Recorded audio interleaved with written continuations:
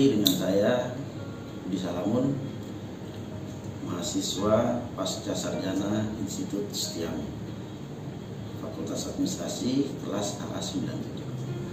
Pada kesempatan pagi hari ini kita akan membahas tentang ilmu kepemimpinan, tugas akhir semester dari dosen Dr. Taufan Maulamin SE AKT MM. Pada kesempatan ini kita bahas tentang tokoh pahlawan besar, yaitu Jenderal Besar Sudirman. Jenderal yang bangsa ini pernah miliki, jenderal pertama. Mari kita bahas bahwa Jenderal Sudirman lahir pada tanggal 24 Januari 1916 dan wafat pada tanggal 29 Januari 1950, tepatnya pada umur 34 tahun. Jenderal Sudirman adalah seorang perwira tinggi Indonesia pada masa Revolusi Nasional. Sebagai Panglima Besar Tentara Nasional Indonesia yang pertama, ia adalah sosok yang dihormati di bangsa ini. Terlahir dari pasangan rakyat biasa di Purbalingga. Sudirman diadopsi oleh pamannya, seorang priai. Setelah keluarganya pindah ke Cilacap pada tahun 1916,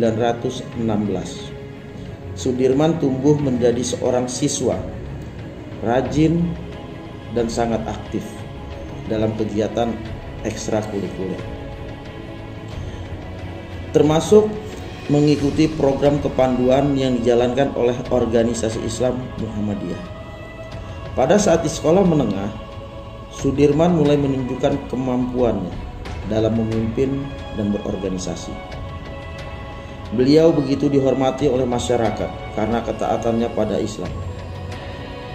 Setelah berhenti kuliah keguruan pada tahun 1936, ia mulai bekerja sebagai seorang guru dan kemudian menjadi kepala sekolah di sekolah dasar Muhammadiyah.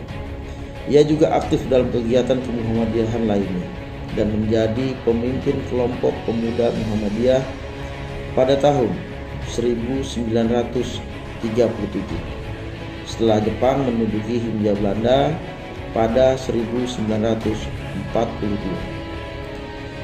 Sudirman tetap mengajar. Pada tahun 1944 ia bergabung dengan Tentara Pembela Tanah Air (PETA) yang disponsori oleh Jepang, menjabat sebagai komandan batalion di Banyumas.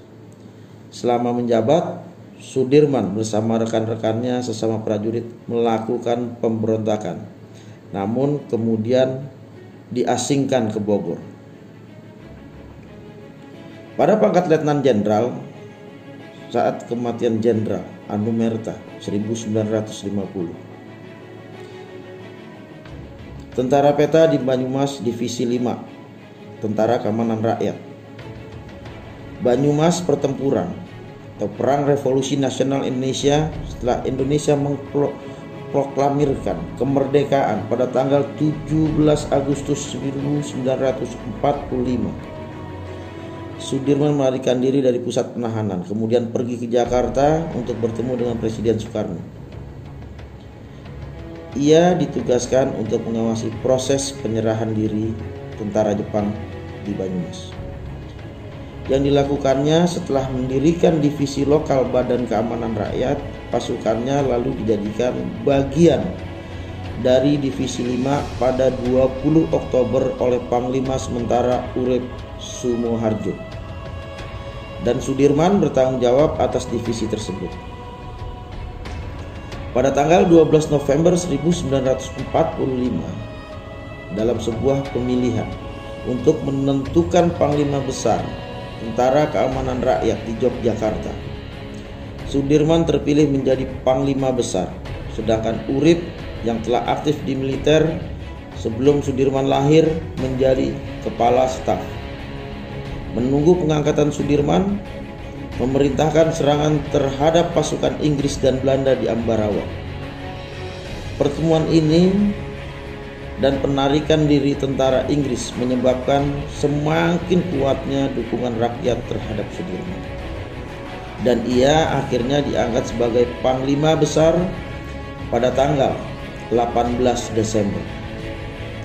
Selama 3 tahun berikutnya, Sudirman menjadi saksi kegagalan negosiasi dengan tentara kolonial Belanda yang ingin kembali menjajah Indonesia.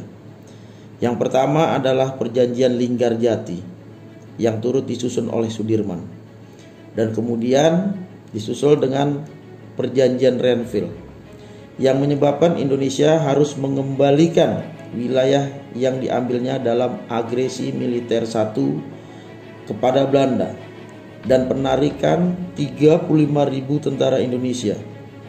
Ia juga menghadapi pemberontakan dari dalam, termasuk upaya kudeta pada tahun 1948. Kemudian menyalahkan peristiwa tersebut sebagai penyebab penyakit tuberkulosis. Karena infeksi tersebut, paru-paru kanannya dikempeskan pada bulan November 1948. Pada tanggal 19 Desember 1948, beberapa hari setelah Sudirman keluar dari rumah sakit, Belanda melancarkan agresi militer kedua untuk menduduki Yogyakarta.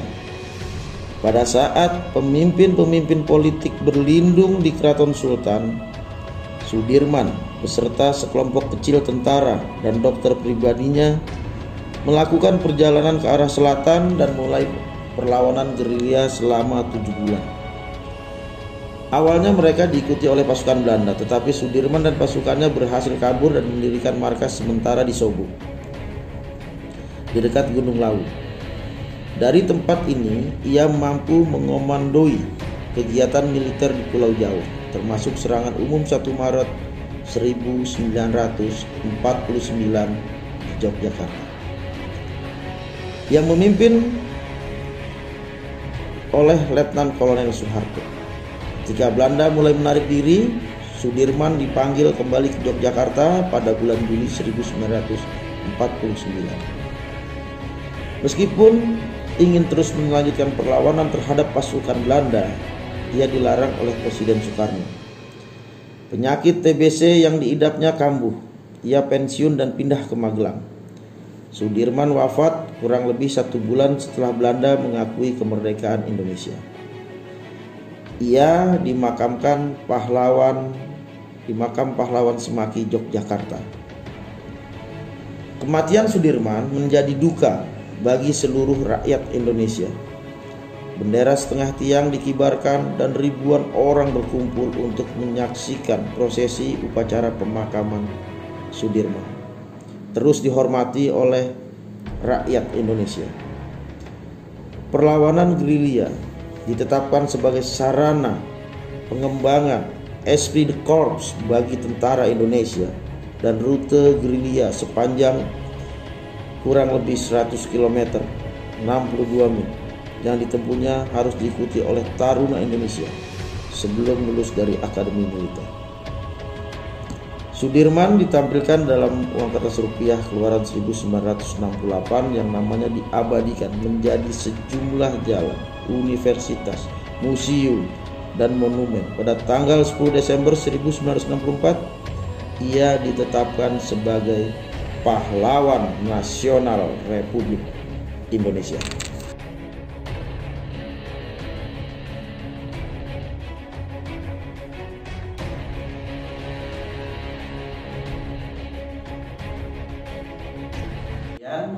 Ulasan singkat tentang tokoh besar,